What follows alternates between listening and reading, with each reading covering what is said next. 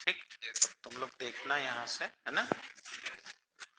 Okay dear student, चलिए अब आइए आज का लेक्चर स्टार्ट करते हैं। अंतर परमाणुवीय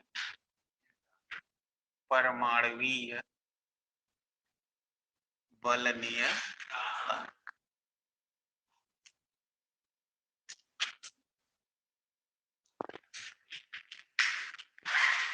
ओके तो आइए देखते हैं क्या हो रहा है। जैसे आप पहले यहां से समझिए, इसके बाद तब डेफिनेशन लिखिएगा, या वहां से भी चल सकते हैं। जैसे कैसे बताया कि जैसे स्प्रिंग में बल लगाने पर स्प्रिंग बल की दिशा में विस्थापित हो जाती है और बल हटा देने पर वह पुनः वापस आ जाती है।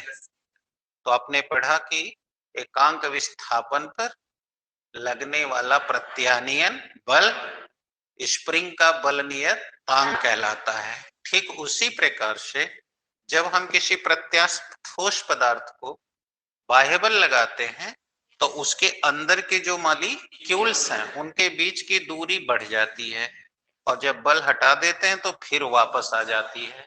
अर्थात ठोस के अणु स्प्रिंग की तरह व्यवहार कर रहे हैं।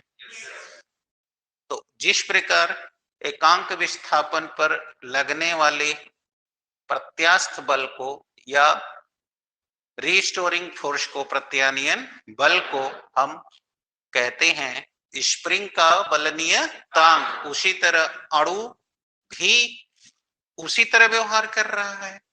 तो एकांक विस्थापन में जितना इनके बीच अंतराणविक बल लगता है वही उसका अंतर परमाणुवीय बल नियतांक कहलाता है। समझ आ गई? तो कमेंट कर दीजिए कि ठोस पदार्थों में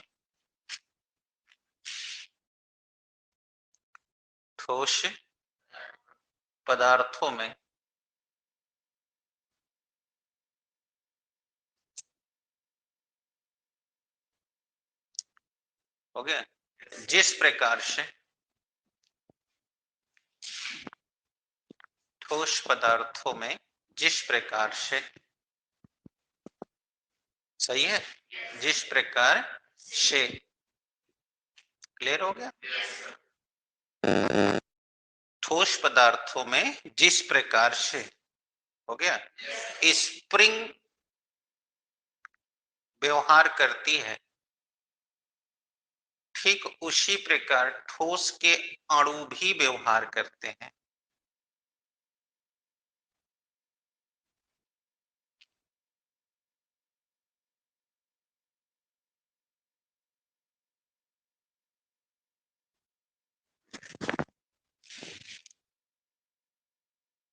अणु भी व्यवहार करते हैं, सही है। अतः एकांक विस्थापन करने के लिए, एकांक विस्थापन करने पर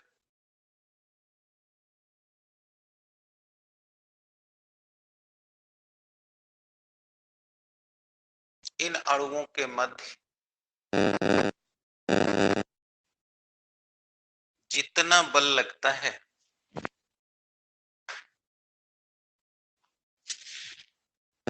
जितना बल लगता है, हो गया, वही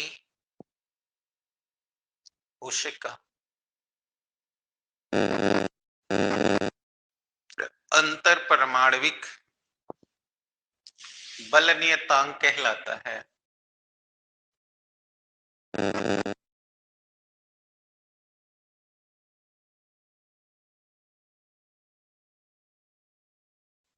अब आइए सीखिए, डेरिवेशन देखिएगा, पूरा फिगर आ रहा है ना। अब आइए, जैसे सपोज कर लीजिए, यहाँ देखिए चित्र में, पहले चित्र को समझ लीजिए तब कमेंट करिए। जैसे मान लीजिए कि एक्स वाई एक कैपिटल एल लंबाई तथा ए अनुप्रस्थ परिच्छेद के क्षेत्रफल वाला, ठीक है, ए अनुप्रस्थ परिच्छेद के क्षेत्रफल वाला, ए अनुप्रस्थ परिच्छेद के क्षेत्रफल वाला एक प्रत्यास्थ पदार्थ है। अब साथ साथ बनाते रहिए और यहाँ देखते रहिए, समझ आ रही है? अब बताओ, अगर ये ठोस है तो आप लोग जानते हैं कि ठोस जिन अणुओं से मिलके बना होता है वो अणु क्रमबद्ध तरीके से व्यवस्थित होते हैं। पढ़े हैं ना? जिनको फंडामेंटल भूल गया है वो पुनः समझ लेंगे। और क्या समझना है, देखिए यहाँ चित्र देख लीजिए। अब देखिए, अगर ये इस क्रम में है तो सब उसी क्रम में होंगे। अब जितना दूरी इधर रहेगी उतनी दूरी, अतः इसका आधार वर्गाकार होगा और आकृति घनाकार होगी। तो आज से ये बात हमेशा हमेशा के लिए याद कर लीजिए कि किसी भी ठोस, चाहे वो ठोस कोई भी हो, उस ठोस के अणु वर्गाकार आधार में होते हैं और उनकी आकृति घनाकार होती है। समझ आ गया? इसलिए आप चाहे टेढ़ा जाए, सीधा जाए, कैसे भी जाए, वो एक क्रम में मिलेंगे। जैसे ये देखिए, ये क्रम में है, इधर से चलिए तो ये क्रम में है, इधर से चलिए तो ये क्रम, मानिए ये क्रम कहीं नहीं बिगड़ना है। जैसे मैं क्लास में बोलता हूँ ना कि सब लोग चेयर ठीक करके बैठिए, क्यों? क्योंकि ये ठोस है, अतः लगे विज्ञान का बच्चा बैठा है, क्योंकि वह किसी ऑर्डर को फॉलो कर रहा है। और बेतरतीब है, इसका मतलब क्या है? आपके पास साइंटिफिक दिमाग नहीं है, आप जैसे मन तैसे बैठ गए, ये नहीं है। हम साइंस के स्टूडेंट हैं तो हमें साइंस के हिसाब से ही अपने क्लासरूम को रखना है। कोई बाहर से देख के मेरी पोजीशन को समझ सकता है कि ये सब साइंस के स्टूडेंट हैं, क्योंकि इतना क्रम से बैठने वाला साइंस का ही हो सकता है, क्योंकि साइंस में ठोस के मॉलिक्यूल क्रम से अरेंज होते हैं। इसीलिए बोलता हूँ क्लास में कि नहीं, हर चीज एक मैनर में होना चाहिए। जैसे ये देखो क्रम से है, अब पकड़ना। अब मान लो कि यहां से लेके यहां तक के बीच की दूरी r0 है, तो बोलो ये अंतराणविक दूरी हो गई। तो उतने दूरी बोलो यहाँ भी मिलनी चाहिए, उतने यहाँ भी, उतने यहाँ, और ऐसा ही सब में। और चलो मान लेते हैं ये कुल अणु कितने हैं, n। और इनमें ये सब बताओ कतार है, तो मान ले एक कतार, माने इसमें कुल m कतार है। अभी घबराओ नहीं, सीखो पहले। और इसकी यहां से यहां तक प्रारंभिक लंबाई l। अब अगर ये प्रत्यास्थ है तो बोलो अब हम इस पर बल लगा दें, तो ये बल बताओ पूरे क्षेत्रफल पर लगा, और अब ये खींच गया। देखो अभी चित्र देख लो तो देखना, बोलो इतना पहले से था, इतना, यानी ये तुम्हारा x था ये। अब बताओ, अब इसको हम क्या करें, बल लगा दिए तो ये देखो फैलकर y डैश तक चला गया। अब तुम बताना, अगर यहां से यहां गिन लो, 1 2 3 4 5 6 7 8 9 10, अगर 11 अणु थे तो जब इसको खींच दोगे तो बोलो यही अणु न फैल के यहां तक चले जाएंगे कि 11 से 12 हो जाएंगे? 12 तो हो नहीं जाएंगे। क्लियर हो रहा है? हाँ, इनके बीच की दूरी जरूर बढ़ जाएगी। तो अब ये जो 11 अणु इतने दूर में फैले थे, अब वो बोलो यहां तक हो जाएंगे। 1 2 3 4 5 6 7 8 9 10। अब चलो इधर में थोड़ा बढ़ा देते हैं, 11 हो गए, हो गए। अब तुम चित्र को देख के पकड़ो, हिया बोर्ड में बने रहो, बोलो इतनी दूरी पहले से थी। बोलो इसको देख रहे हो तो यहां तक आ रही है दूरी r0। बताओ ये बल लगा के खींच दिए हो, तो अगर ये बढ़ गई तो अब यहां से यहां तक की दूरी बढ़ गई। अब ये मान लो कितने की वृद्धि हो गई, तो अब यहां से लेके यहां तक कुल दूरी बोलो कितनी हो गई, r0 प्लस डेल r, उतने हर तरफ बढ़ गई। समझ आ गई कि नहीं आ गई? और जब ये बल हटा दोगे तो बोलो ये फिर से वापस आ जाएगी, यानी ये y डैश फिर से y पे आ जाएगा और ये 11 अणु जो इतना दूर फैल गए थे अब वो फिर 11 अणु सिकुड़ के यहाँ तक आ गए। तो इसका मतलब कि जो तुम पहले लिख रहे थे कि ये अणु भी स्प्रिंग की तरह व्यवहार कर रहे हैं, तो ऐसा हो रहा है। अब कोई दिक्कत? अब हल करते हैं। अब बनाओ, लिखो। माना एक्स वाई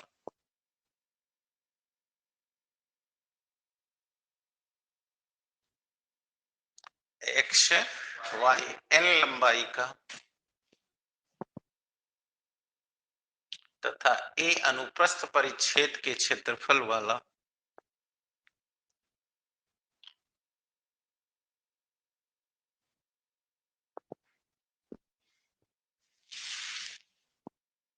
अनुप्रस्थ परिच्छेद के क्षेत्रफल वाला, ठीक है, एक प्रत्यास्थ बेलनाकार चालक है।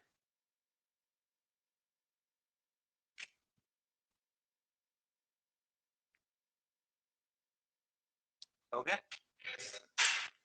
जिसमें कुल अणुओं की संख्या स्मॉल एन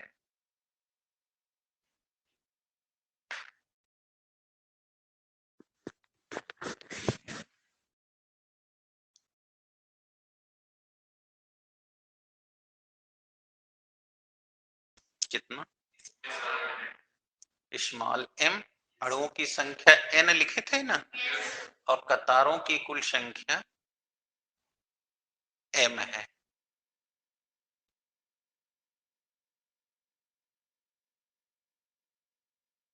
हो गया? कतारों की कुल संख्या एम है, ठीक। इसके संपूर्ण क्षेत्रफल ए पर एफ बल आरोपित करने पर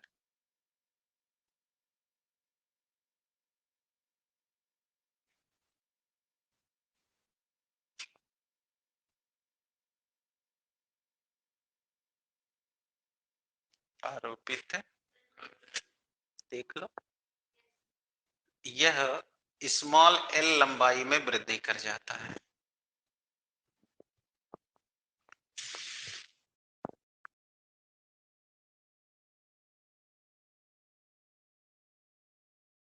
लंबाई में, जिससे अणुओं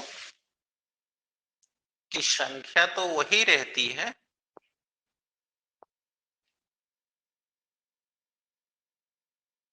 परंतु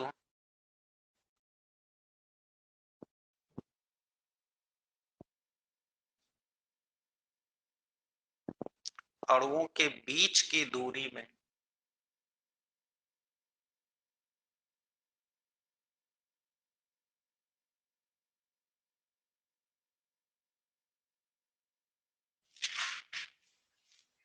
अणुओं के डेल आर,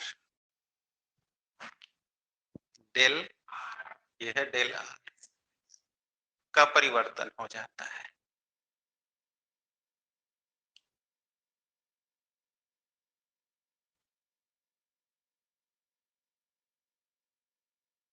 ओके, इसलिए परिभाषा अनुसार, बोलो तुम्हें तो अंतर परमाणुवीय बल नियतांक निकालना है, तो क्या परिभाषा थी? एकांक विस्थापन कराने के लिए, है ना, एकांक विस्थापन कराने पर जितना बल लगता है ना, बल आरोपित होता है, बोलो उसे हम अंतर परमाणुवीय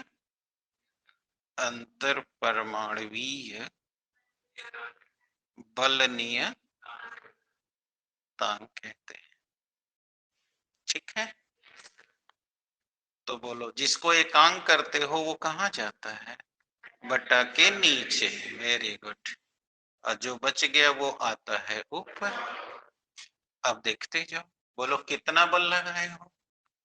एफ, बोलो कितना विस्थापन तुम्हारे अणुओं के बीच हो रहा है? तो बोलो डेल आर। आर नॉट तो पहले से है, वृद्धि डेल आर की हो रही है। अब सही है? कोई प्रॉब्लम? आ जाओ। अंतर परमाणु बल नियतांक को कैसे अब हल किया जाए। अब हमारे सामने दो लक्ष्य है, एक एफ और एक ई है। तो चलो एफ को वॉच करो, देखो ऊपर एक एक करके। अब लिखना बंद कर दो, क्योंकि अब समझ जाओगे तब लगेगी। अब जो तुमने बल लगाई है, बताओ वो कुल कतार पे न लगा है कि खाली एक कतार पे? तब ने ये कुल बढ़ा है। तो बताओ ये एफ बल कुल कितनी कतार पे लगा है? एम लेते हैं। चूंकि एम कतारों पर लगने वाला बल बोलो एफ है, इसलिए एक कतार पर एफ बाई एम, ये एक कतार का बल हो गया। तो अगर इसे F1 से डिनोट करें तो F1 बराबर हो गया F बाई एम। सही है? ये प्रॉब्लम है। अब आओ, अब इस पर चलो, अब यहां उठा के रखते हैं। तो देखो F बाई एम एक कतार पे बल लग गया। लगने से बताओ जो अणु के बीच की दूरी आर नॉट थी, उसमें डेल आर की वृद्धि हो गई। ऐसा एक जगह हुआ कि पूरे अणुओं में हुआ? पूरे अणु में हुआ। तो बोलो अगर कोई लंबाई के सापेक्ष बढ़ता और घटता है तो इसे अनुदैर्ध्य विकृति कहते हैं। क्या कहते हैं? इसका मतलब कि इसमें अनुदैर्ध्य विकृति हो रही है। तो अब यहां तक कोई प्रॉब्लम? लो, क्योंकि अणुओं पर बल आरोपित होने से, बल होने से, ठीक है, इनमें अनुदैर्ध्य विकृति हो रही है, होती है। ठीक है, इसलिए अनुदैर्ध्य विकृति पढ़े हो। लंबाई के सापेक्ष हुए भिन्नात्मक परिवर्तन को अनुदैर्ध्य विकृति। बोलो कितने की हुई? Del r. पहले कितनी थी? R naught. ऐसा केवल एक में हुआ कि कुल अणु में हुआ? तो कुल अणु एन है, तो एन से गुणा कर दें, फिर एन से एन कट गया, तो डेल आर बटे आर नॉट। यानी कि अब हमें मिल गया सिग्मा बराबर इक्वेशन नंबर थर्ड। ठीक है, अब चलो अब अनुदैर्ध्य प्रतिबल भी निकाल लें, है ना? बताओ, यहां देखो, अब यहां तक कर लो, जल्दी से कर लो, कर लो तो आगे बढ़ते हैं।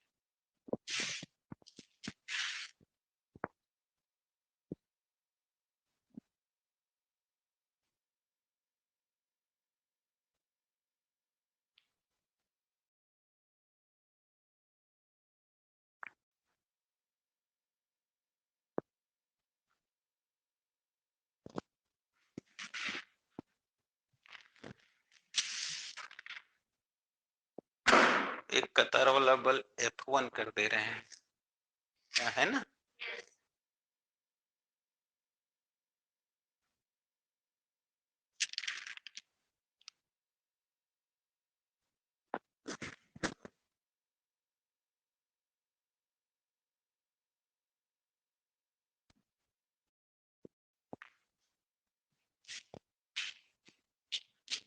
बोलना हो जाए तो बोलना। ऑनलाइन बच्चों, तुम लोग को अगर कोई दिक्कत हो तो हमें चैट में यस नो लिख के बताना। ऑनलाइन बच्चे हैं निरंजन और ये अमन है कि कौन है? अमन है, अमन। आप लोग चैट में हमें यस नो लिख के बता दो, कोई दिक्कत आ रही है आप लोग को, कोई बात समझने में दिक्कत है तो। ऑनलाइन बच्चों चैट में देखो, चैट है ना टीचमेंट ऐप में। हाँ वेरी गुड। हाँ ये हैं निरंजन और अमन। सर नीचे का नहीं दिख रहा है, ओके। अमन को कोई प्रॉब्लम नहीं, ओके बेटा, अभी दिख जाएगा आपको।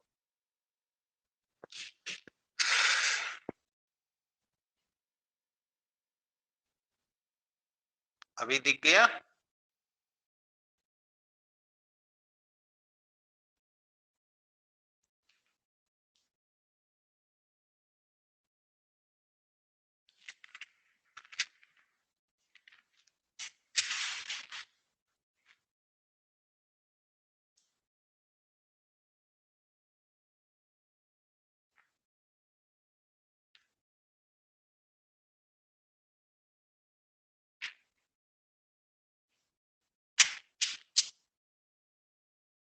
चलिए बेटा, अब ये मिटा रहे हैं, ठीक है, क्योंकि लोग को भी दिखना है, यहीं पर कर लेते हैं। लिया जाए। अब चलो वैल्यू पुटअप करो, तो बोलो बेटा k बराबर f1 की जगह बोलो क्या लिखते हैं, f/m, और अपान बोलो विस्थापन यानी डेल r, लिख दिया। अब m चलो, बोलो m क्या है, क्षेत्रफल। ये देख लो m कतार का क्षेत्रफल है, तो अब इसको निकालो, बोलो इस पूरे का क्षेत्रफल a है, देख रहे हो। तो अब इसका जो है क्षेत्रफल लोगे तो बोलो ये वर्गाकार है ना कि नहीं है, तो तुम वर्ग का क्षेत्रफल बराबर पढ़ते हो भुजा घाते वर्ग, यानी भुजा घाते 2। वर्ग का क्षेत्रफल नहीं जानते, भुजा स्क्वायर। तो अभी तुमको समझाए हैं कि ये जो मॉलिक्यूल हैं ये वर्गाकार हैं, तो बोलो इसका क्षेत्रफल हो गया r नॉट स्क्वायर, कि नहीं हो गया। तो बोलो एक कतार का यम कतार जो देख रहे हो उसका क्षेत्रफल ये है, तो एक कतार का कितना होगा, बोलो भाग दे दे। Any doubts?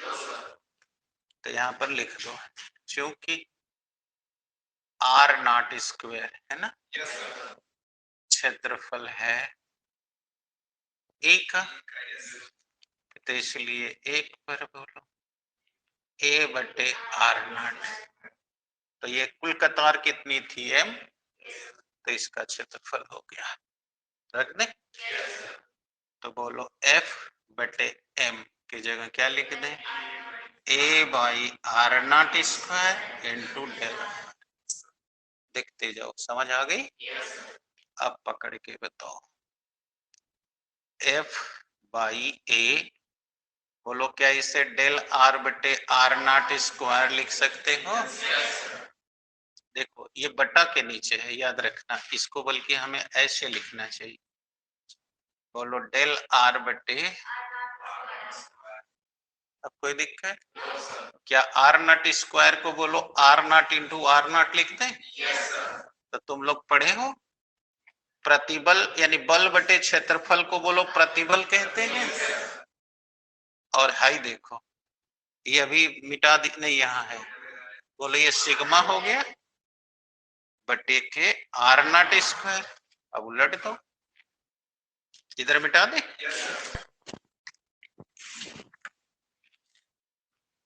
मिटा दे रहे हैं।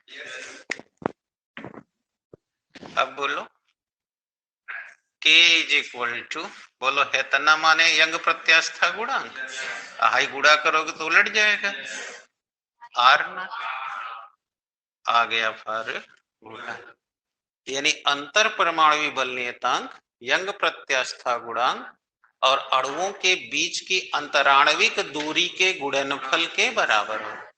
ये मोस्ट इंपॉर्टेंट डेरिवेशन। तो जहां k है अंतर परमाणुवीय बल नियतांक, परमाणुवीय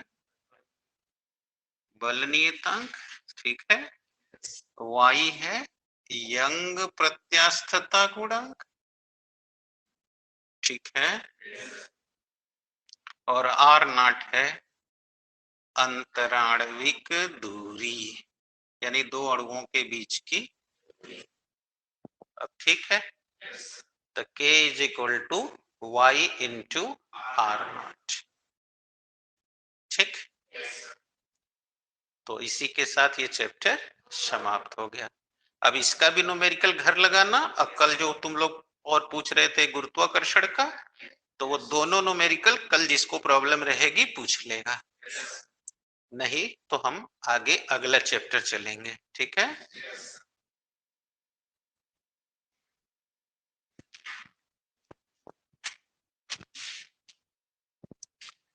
हाँ ओके बच्चों, अब दिखाई दे रहा है तुम लोग को? चैटिंग में बताओ। यही सूत्र इंपॉर्टेंट था जिसका मैंने आज चर्चा किया था। ओके बेटा,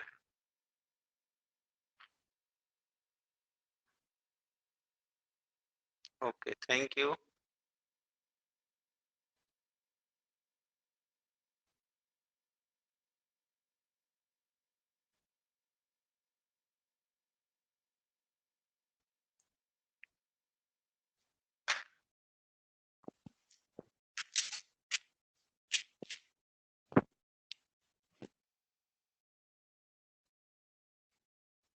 ठीक है, आप लोग बताओ कोई डाउट्स है? तुम बच्चा तब जान गए सब लोग? ओके, तो अब न्यूमेरिकल कल क्या क्या पूछना है तुमको क्लियर है? गुरुत्वाकर्षण में का और इसमें का, जो जिसको प्रॉब्लम है पूछ लेगा। अब आ जाओ अगला चैप्टर चलते हैं, चले चलो।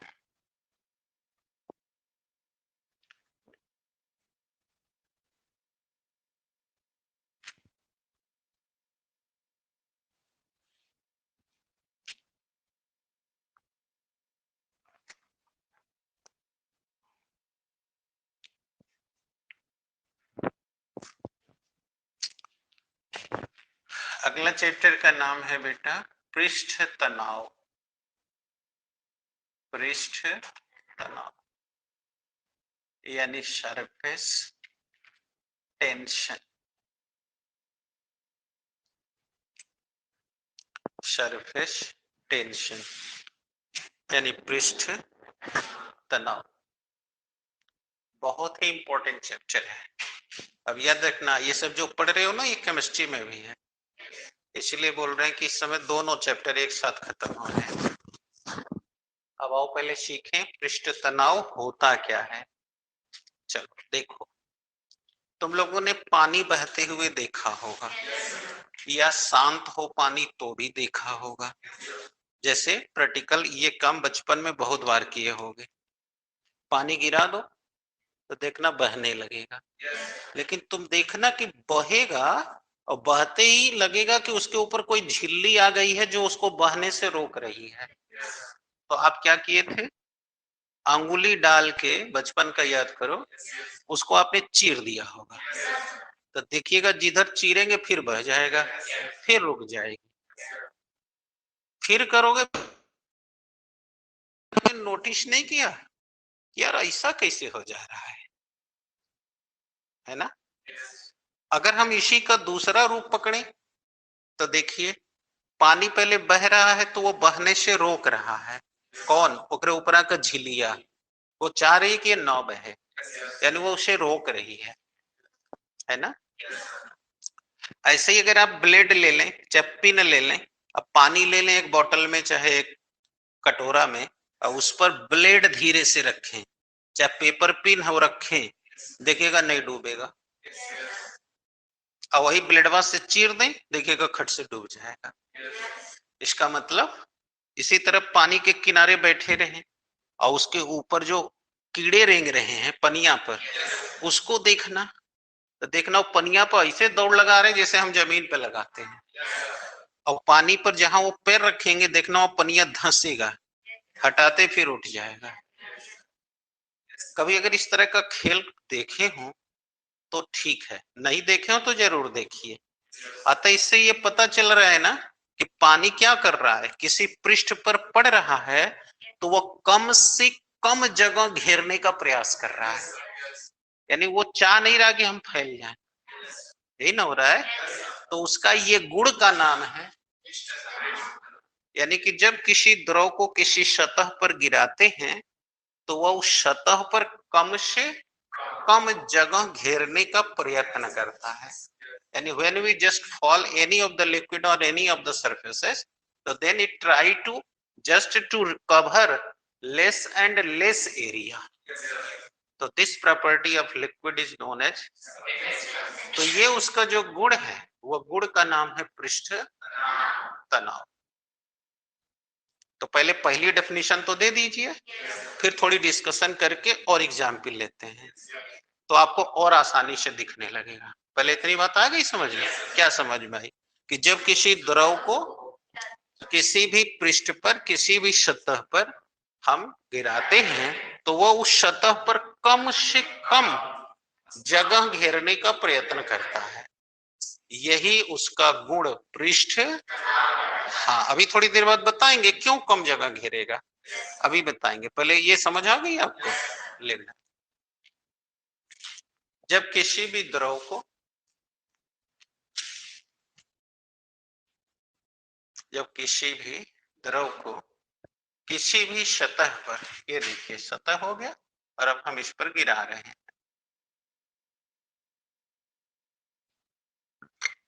किसी भी जब गिराया जाता है या रखा जाता है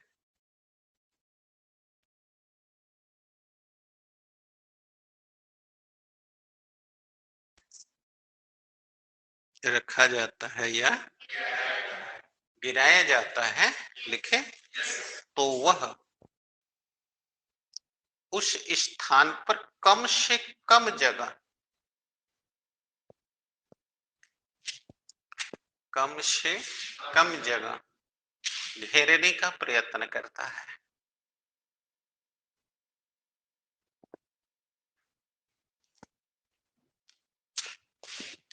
प्रयत्न करता है, उसका यही गुण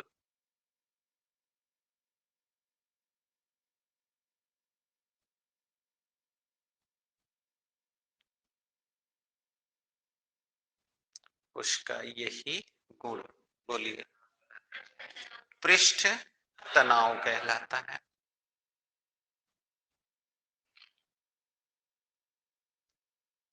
पृष्ठ तनाव का, यानी this property is called surface tension.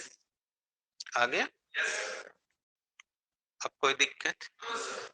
अब आइए देखिए ऐसा क्यों कर हो रहा है, ये जानने के लिए पहले हमें दो बल समझना पड़ेगा। एक को हम कहते हैं ससंजक बल, ससंजक, और दूसरे को कहते हैं आसंजक बल। यानी एक को कहते हैं कोहेसिव फोर्स और एक को कहते हैं एडहेसिव फोर्स। आइए सीखा जाए क्या होता है ससंजक बल।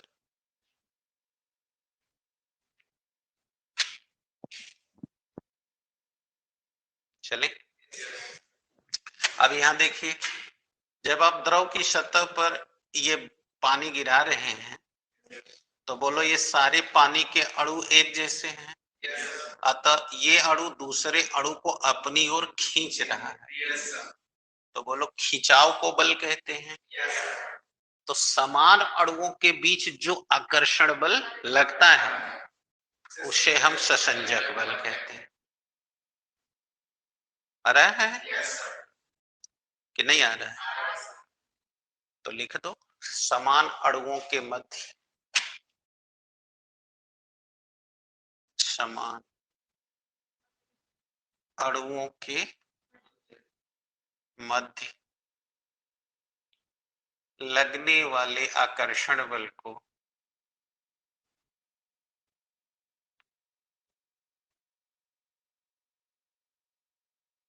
आकर्षण बल को कोहेसिव फोर्स यानी ससंजक बल कहते हैं।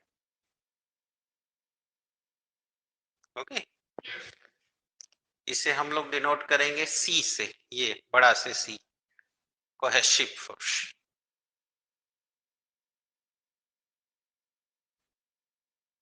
अब दूसरा देखिए, जब आप पानी किसी पात्र पे या किसी सतह पे गिराते हैं तो बोलो वहां वो गीला कर देता है कि नहीं?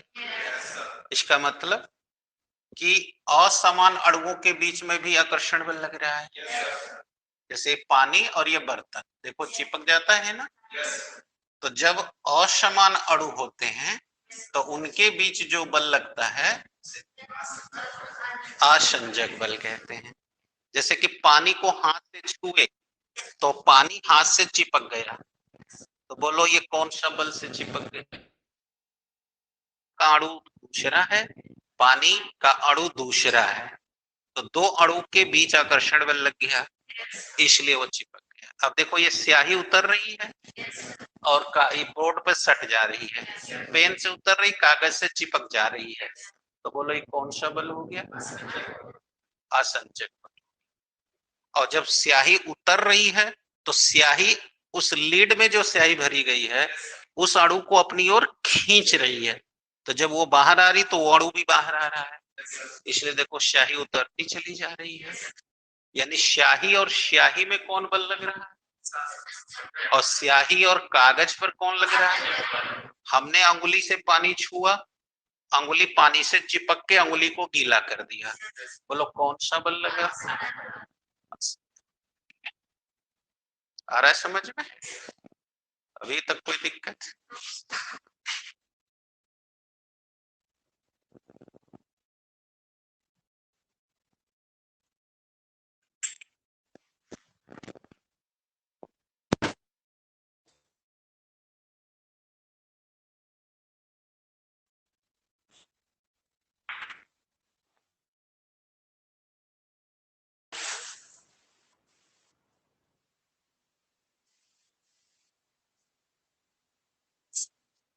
हेलो।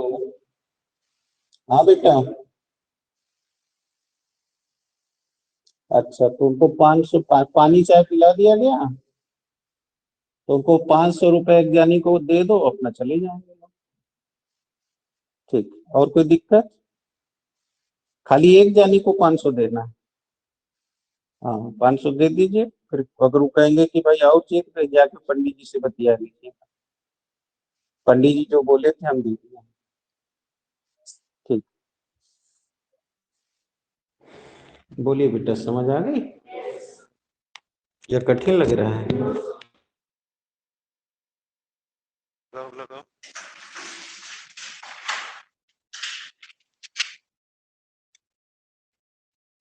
ब्रेक हो जा रहा है, हाँ छोड़ दीजिए। हाँ हेलो। हाँ बेटा, सुनाई दे रहा है, दिखाई भी दे रहा है आप लोग को? ऑनलाइन स्टूडेंट्स, ठीक ठीक ठीक ठीक।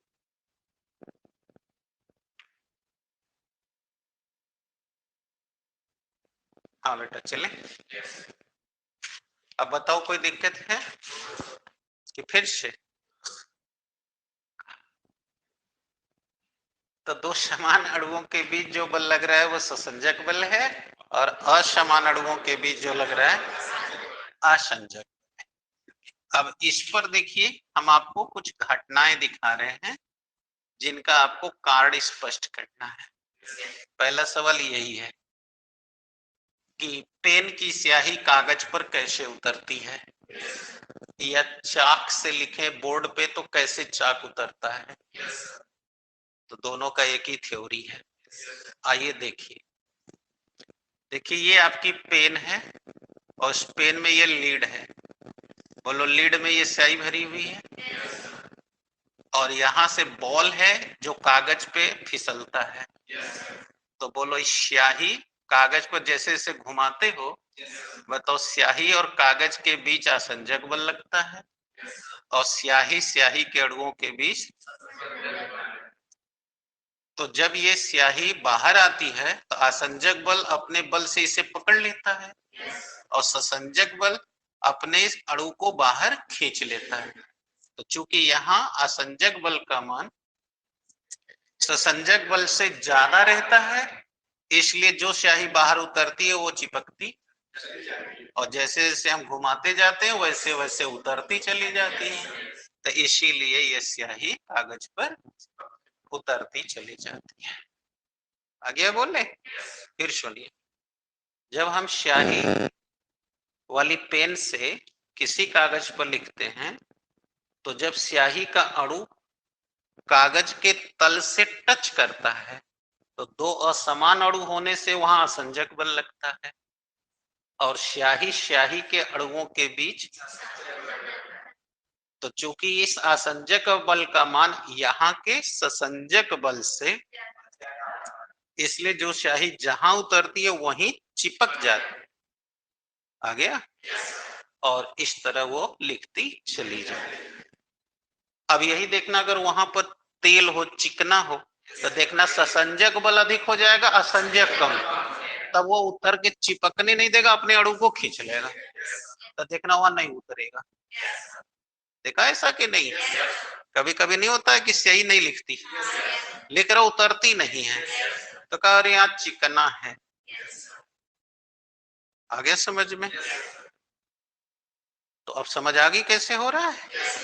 तो बोलो, अगर पूछा जाए कि स्याही कागज पर लिखते समय कैसे उतरती चली जाती है, तो तुम्हारा जवाब होगा कि जब हम पेन से किसी स्थान पर लिखते हैं, तो पेन की स्याही और कागज दो असमान अणु हैं, इनके बीच असंजक बल लगता है, और स्याही के अणुओं के बीच ससंजक बल लगता है। तो चूंकि इस समय असंजक बल का मान ससंजक, इसलिए स्याही कागज से चिपकती चली जाती है और स्याही उतरती चली जाती है। लेकिन अगर वही तल चिकना हो जाए तो असंजक बल कम हो जाता है ससंजक, और तब स्याही का अणु वापस आ जाता है, और असंजक बल कमजोर होने से वह चिपक नहीं पाता है, तब उस स्थान पर स्याही नहीं उतरती है। आगे समझ में?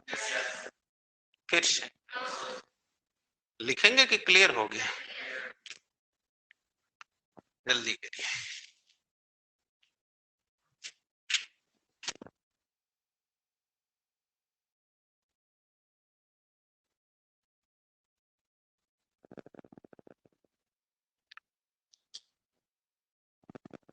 रोशनी जायसवाल भी है लाइन पे।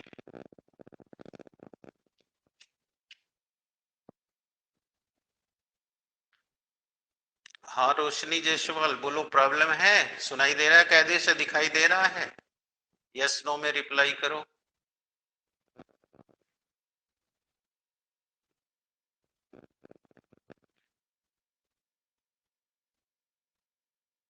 इधर अमन और निरंजन, बताइए प्रॉब्लम है?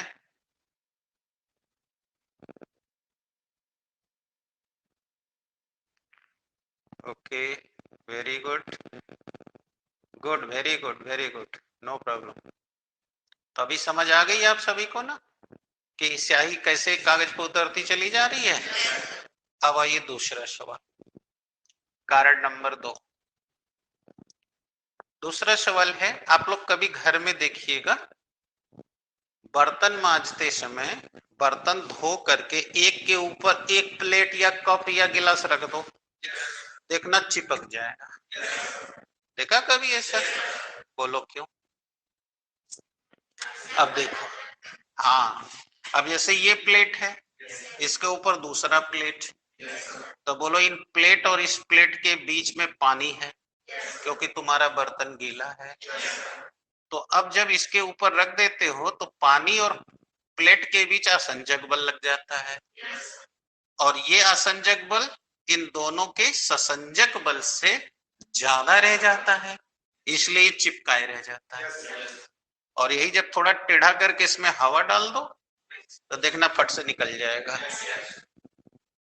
समझ आ गई कि नहीं आ गई? इसका मतलब कि अगर प्लेट के ऊपर प्लेट हम गीला रखते चले जाएं तो वह इसलिए चिपक जाते हैं क्योंकि पानी और प्लेट के अणुओं के बीच असमान होने से असंजक बल लगते हैं, ठीक है कि नहीं आया, और इसलिए असंजक बल का मान यहाँ ज्यादा हो जाता है, इसलिए वो उसको चिपका लेता है, इसलिए वो मुक्त नहीं हो पाता। समझ आ गई?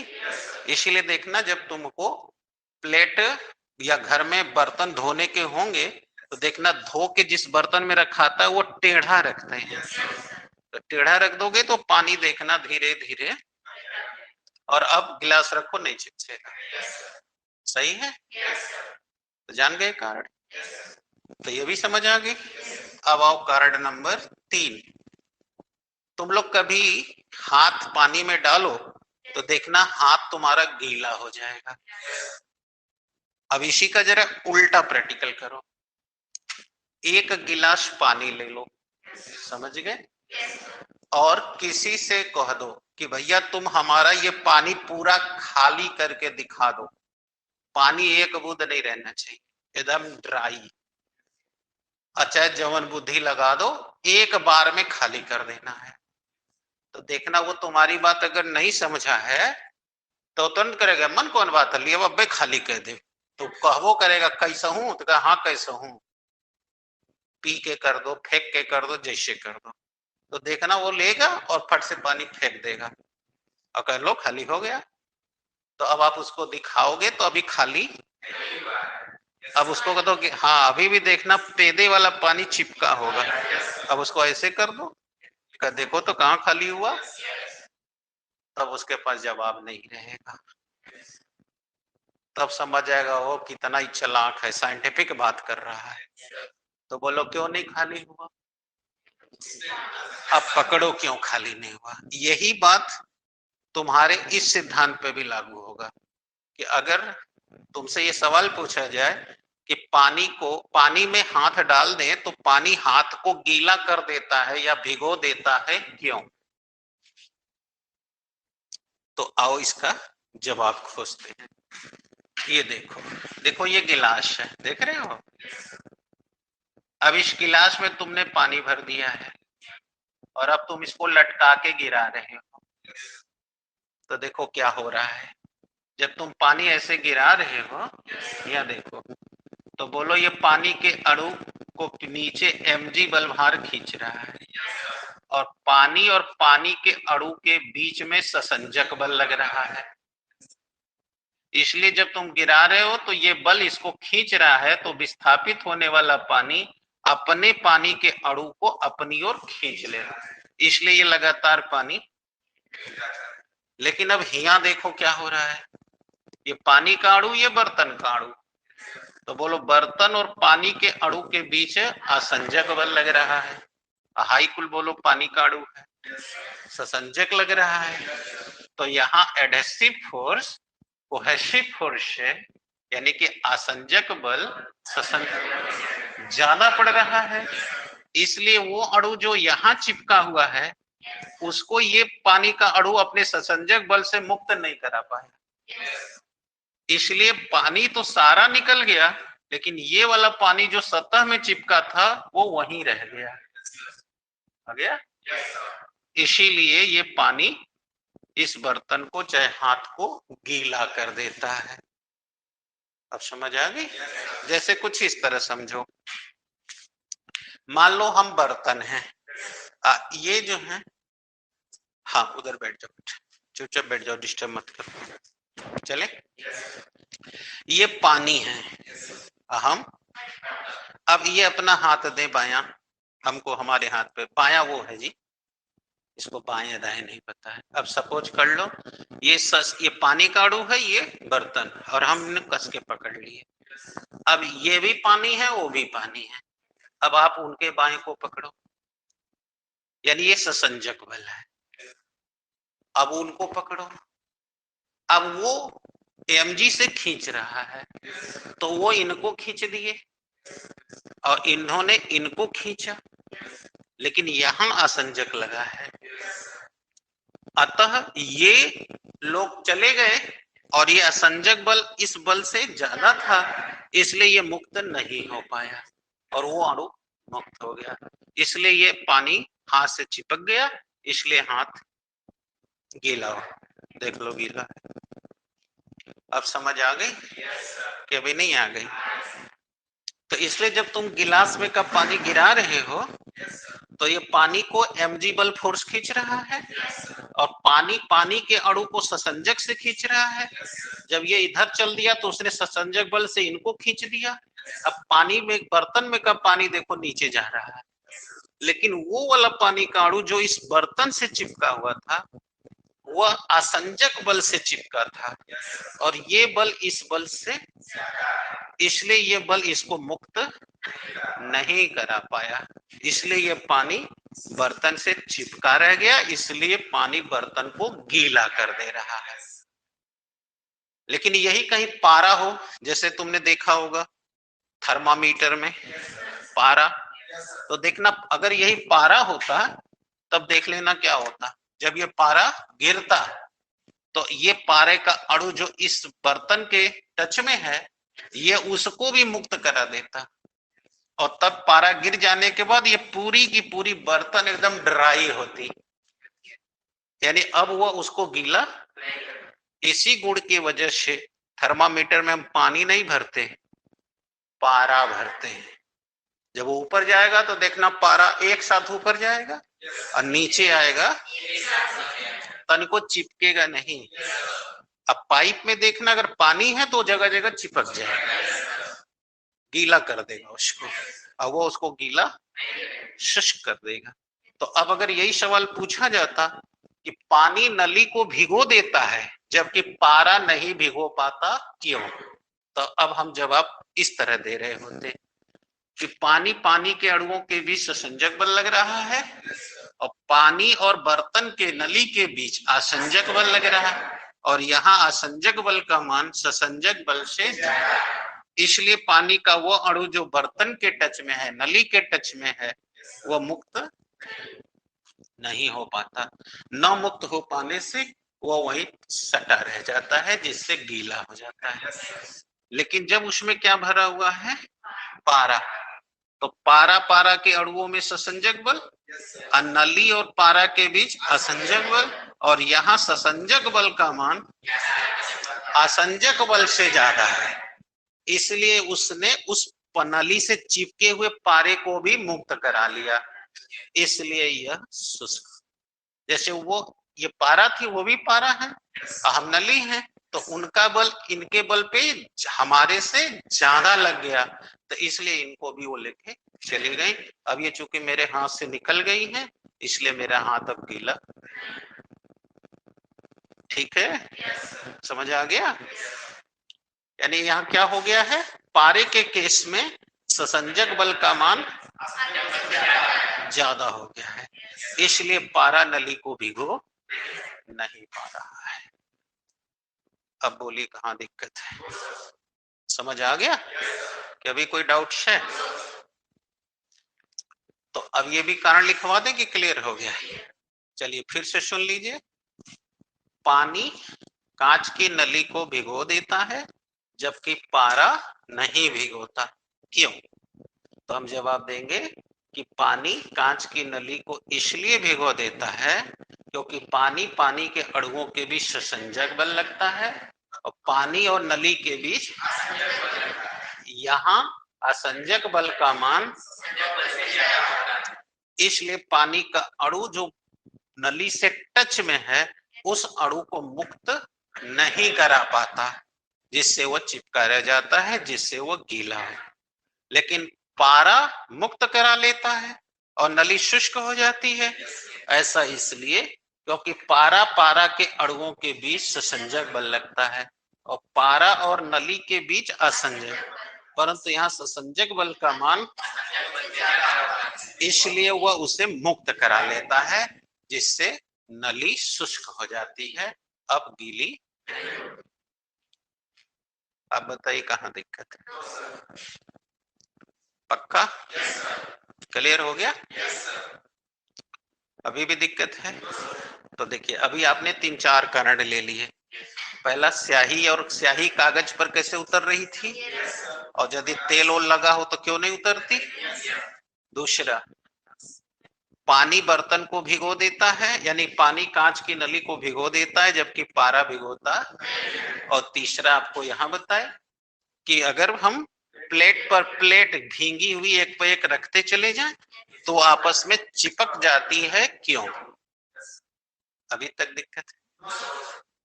समझ आ गई है? Any doubts? और अब अगला कारण ले रहा हूं, कोल्ड वेल्डिंग। क्या सीखिए, कोल्ड वेल्डिंग क्या है?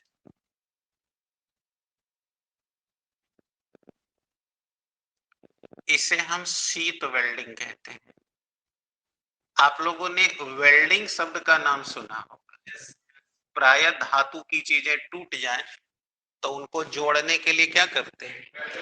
कहते हैं वेल्डिंग वाले क्या ले चलो, तो वेल्डिंग वाला गैस वेल्डिंग चाहे इलेक्ट्रिक वेल्डिंग से जोड़ देता है।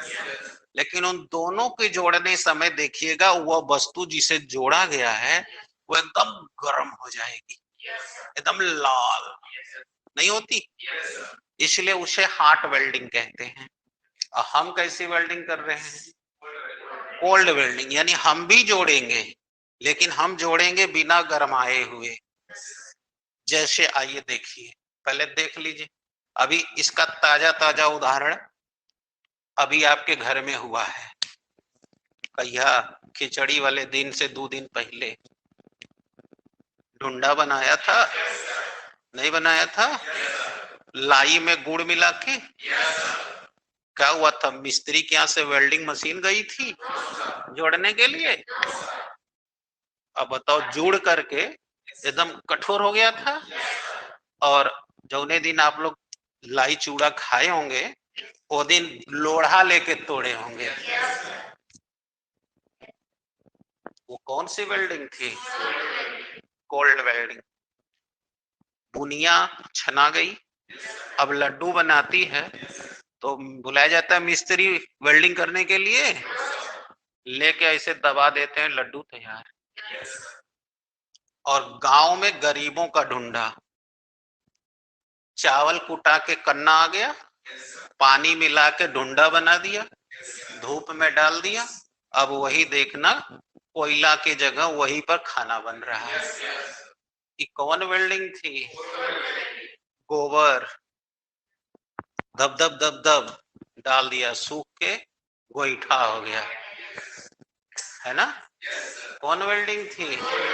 और अब आओ बच्चा वाला खेल, तुम्हारे घर मकान बन रहा है, बालू आ गया, अब बालू में लात डाल के माँ धब धब धब धब कर देते हो और लात खींच लेते हो, गिर जाता है, कोई सही घर बन जाता है, तब कहते हैं सुअरी का खोबार बन गया, सुअरी का घर बना दिए। ऐसा है? धूल उड़ रहा है, पानी फेंक दो, कुल्लुड़िया के ढेला होगा, अब नहीं उड़ेगा। सही है? आए कि तुम करते हो नमक तेल भात प्याज सान के दबा दिए, लुंडा बन गया। जन जन बच्चे खेल रहे हैं कुल खाते में थमा दो, खाते रहेंगे खेलते रहेंगे। होता है कि नहीं? हाँ, कि वृद्धावस्था में है, इसको नहीं मालूम। चले भाई, ये कौन सी वेल्डिंग है? अब सवाल है ये है क्या, समझो। जब उन एक जैसे चावल का बना लिए, चाहे लाई का बनाए, चाहे किसी चीज का बनाए, जब एक समान अणुओं को तुम लेके बाह्य बल लगा देते हो और उनके बीच की अंतराणविक दूरी 10 पे घात 4 मीटर कोटि से कम हो जाती है तो उनके बीच ससंजक बल लग जाता है और उसी ससंजक बल से वो चिपक जाते हैं। इसी घटना को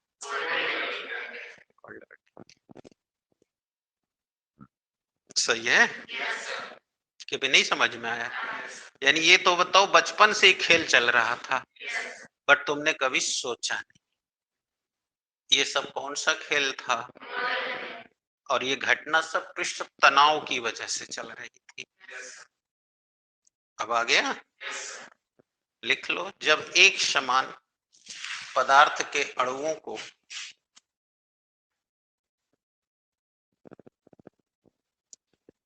चार्जर मांग लिया ये नीचे से, लक्ष्मी से मांग लीजिएगा, कुले में रिकॉर्ड हो रहा है। हाँ, हो गया। जब एक समान को बाह्य बल लगाकर उनके बीच की अंतराणविक दूरी कम कर दी जाती है,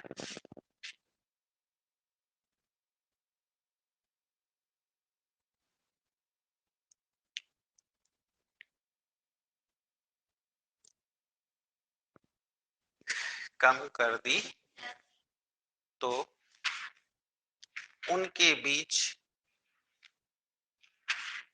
एक आकर्षण बल लग जाता है, जिससे वे परस्पर बंध जाते हैं।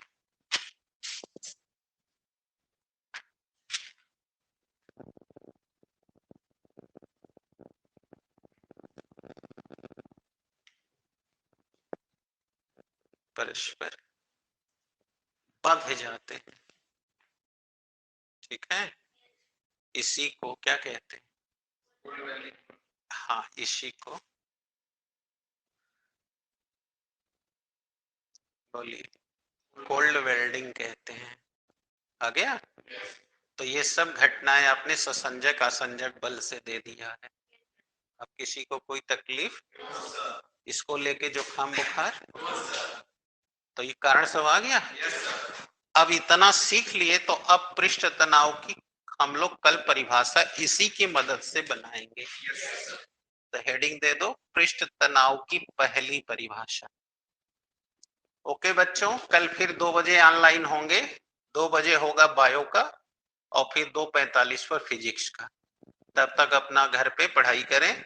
ये वीडियो लोड हो जाएगा आज ही रात में, तो आप इसे फिर से चैनल पे देख सकेंगे। तो गुड इवनिंग बेटा, थैंक यू बेटा।